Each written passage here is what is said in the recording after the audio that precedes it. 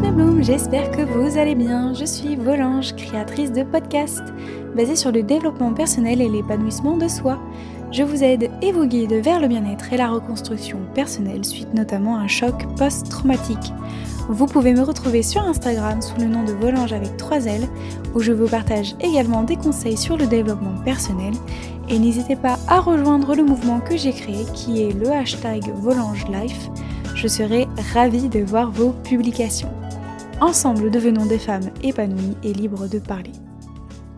Je suis ravie mes blooms de vous retrouver dans ce tout nouveau podcast et aujourd'hui on va parler d'un thème qui m'affecte particulièrement parce que je suis encore concernée par ce thème-là aujourd'hui. Alors non pas que je n'étais pas du tout concernée par les podcasts précédents, non loin de là, mais vous allez comprendre pourquoi dans la suite de ce podcast. Aujourd'hui on va parler de comment faire confiance aux autres. Comment avoir confiance en autrui, que ce soit à l'école, à votre travail ou toute rencontre extérieure que nous sommes amenés à faire dans notre vie. Quand on subit un lourd traumatisme, que ce soit agression, viol, harcèlement scolaire, psychologique, pression morale, pression physique, violence, il est tout à fait logique, il est tout à fait normal que, en tant que victime, on ait du mal à faire confiance à nouveau en quelqu'un. C'est tout à fait normal. Et je vous ai expliqué la semaine dernière, dans mon précédent podcast, que d'ailleurs je vous invite fortement à l'écouter, qui parle de la responsabilité et la culpabilité post-traumatique. Je vous ai expliqué que quand on subit un fort traumatisme qui est marquant et qui est choquant pour nous, vous allez être amené dans votre vie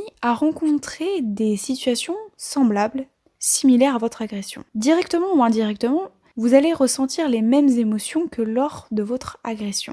C'est-à-dire que dans une situation donnée, vous allez avoir des émotions, et ces émotions négatives, chargées émotionnellement en énergie négative, vont vous ramener directement ou indirectement à votre agression. Alors ça peut être fréquent, et généralement, donc, ce que je vous parle, ce sont des situations qui ne sont pas familiales, mais qui sont des situations extérieures, et qui vont faire intervenir des personnes extérieures. Et c'est là généralement qu'il nous est difficile d'avoir confiance en la personne puisque la situation nous ramène directement ou indirectement à notre agression. Pour vous donner un exemple concret, la semaine dernière je vous ai parlé de mon poste, de mon emploi que j'ai eu au sein d'un hôtel-restaurant où j'étais serveuse et j'ai travaillé un soir qu'avec que des hommes. Alors je vais pas tout vous réexpliquer parce que j'en ai déjà parlé dans mon podcast précédent, mais effectivement cette situation-là en particulier fait que je n'ai pas eu confiance en ces personnes-là, et surtout le simple fait d'être une seule femme entourée que d'hommes,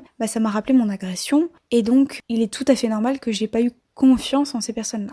Et j'ai vécu d'autres situations similaires, semblables. Je ne sais pas si vous savez, mais je suis étudiante en droit. Je suis titulaire d'une licence de droit privé et une licence, donc sachez qu'une licence se fait sur 3 ans. Et durant mes 3 ans, j'étais la fille à qui on venait demander les cours, souvent, très fréquemment. Soit parce que la personne était malade ou soit parce que je tenais bien mes cours. Donc du coup, j'étais celle à qui on aimait bien venir me voir pour me demander mes cours. Alors évidemment, je tairai le nom de ces personnes-là parce que si elles écoutent ce podcast, je pense qu'elles vont se reconnaître. Mais sachez que je n'ai absolument rien contre elles. Dans ce podcast, je ne vais pas du tout les accuser de quoi que ce soit. C'est pas du tout ni le thème ni le sujet du podcast. Mais vous allez comprendre pourquoi. Mais en fait, ce qui s'est passé, c'est que dans mon interprétation personnelle, je me suis sentie utilisée à plusieurs reprises parce que ces camarades venaient me voir en me demandant mes cours et puis c'est tout. Donc j'étais juste la bonne camarade et puis j'étais pas conviée aux discussions,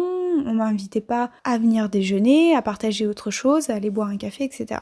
Donc si vous voulez, je me suis sentie utilisée à mon insu et bafouée. Et évidemment, à cette époque-là, j'avais pas du tout de recul par rapport à mon histoire et mon agression. Aujourd'hui, je comprends mieux pourquoi j'ai ressenti ces émotions-là, je comprends mieux pourquoi j'avais ce comportement, je comprends mieux pourquoi j'avais du mal à faire confiance aux autres, parce que j'ai pas fait le rapprochement entre mon agression et ces situations-là, qui étaient finalement sur le plan émotionnel très très semblables. Ce qu'il faut savoir, c'est que quand on est victime d'une agression quelle qu'elle soit, et qu'on n'a pas confiance en quelqu'un, on est persuadé que toutes les personnes qu'on va rencontrer vont à nouveau abuser de nous. Si vous voulez, toutes les personnes que nous sommes amenés à rencontrer dans une situation donnée, un événement, à l'école, au travail, etc., on a le sentiment que la personne va à nouveau abuser de nous ou nous utiliser à notre insu, on va se sentir bafoué. Et si vous voulez, je me suis complètement refermée sur moi-même. J'étais persuadée que tout le monde n'était pas digne de confiance à mes yeux, et j'étais persuadée vraiment que toutes les nouvelles personnes que j'allais rencontrer allaient m'utiliser et abuser de moi. Alors vous allez me demander comment j'ai fait pour m'ouvrir aux autres et faire confiance à nouveau aux autres. Premièrement, la première chose, ce serait vraiment d'avoir du recul entre votre agression et la situation. Aujourd'hui, je comprends pourquoi j'avais ce comportement-là, je comprends pourquoi j'avais ces émotions-là, et je comprends pourquoi j'ai eu du mal à faire confiance aux autres. Mais parce que mon agression était similaire à des situations que j'ai pu vivre. Mais vraiment, la première chose, c'est vraiment de séparer cela. C'est vraiment de séparer votre agression de la situation donnée. Ensuite, faire confiance aux autres, ça prend du temps. Je vous cache pas que je travaille encore dessus, donc c'est en cela que j'ai dit au début de mon podcast que c'est un sujet, un thème qui m'affecte particulièrement, parce que oui, je travaille encore là-dessus, je travaille encore sur le fait d'accorder ma confiance aux autres, mais sachez que les personnes que vous allez rencontrer ou que vous serez amenés à rencontrer ne sont pas vos agresseurs.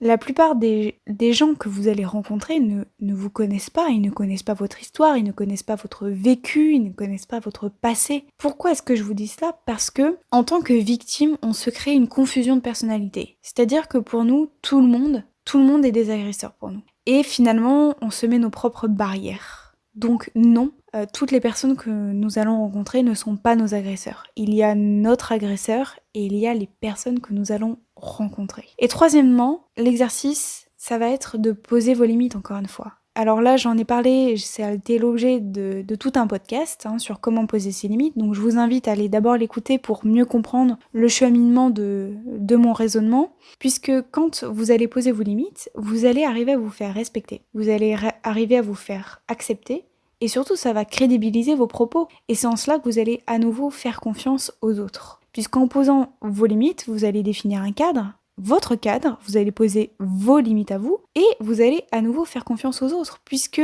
les autres vont respecter vos choix et vos limites. Donc si je devais vraiment résumer mes propos, premièrement, faites vraiment la part des choses entre votre agression et la situation donnée.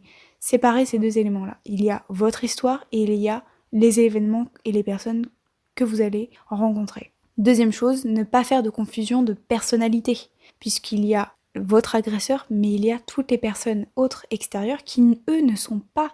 Deuxièmement, c'est de ne pas faire de confusion de personnalité, de ne pas penser que toutes les personnes que vous allez rencontrer sont vos agresseurs. Non, il y a vos agresseurs et les personnes extérieures que vous allez rencontrer qui, elles, ne sont pas vos agresseurs. Et enfin, troisièmement, posez vos limites. C'est en cela que vous allez arriver à faire confiance aux autres. Et enfin et dernièrement, et uniquement si vous vous en sentez capable, ça va être de raconter votre histoire. Partagez aux autres ce qui vous est arrivé. En parlant, vous allez faire comprendre votre histoire aux autres, et puis les autres vont surtout comprendre pourquoi vous réagissez ou pourquoi vous avez tel comportement, pourquoi vous réagissez de telle sorte et de telle manière. Je reconnais que c'est pas facile. C'est très tabou aujourd'hui encore et malheureusement de parler d'agression sexuelle, de viol, de violence, de harcèlement.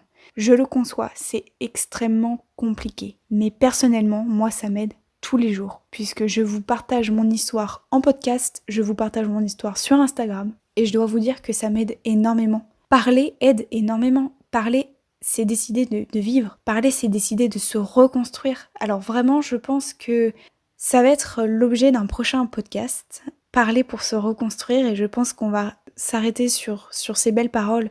Parler, c'est vraiment décider de vivre et de s'épanouir et de s'ouvrir aux autres. Voilà mes blooms, j'espère vraiment que ce podcast vous aura été utile encore une fois. N'hésitez pas à me faire part de vos retours, que ce soit en commentaire ou en message privé sur Instagram. Je serai vraiment ravie de vous répondre. N'hésitez pas non plus à me soutenir sur les différentes plateformes, que ce soit SoundCloud ou les 5 étoiles sur iTunes. Je vous remercie infiniment d'être présent et d'être là chaque jour. Je vous dis à très bientôt dans un tout nouveau podcast. Je vous fais de gros bisous. Ciao mes blooms!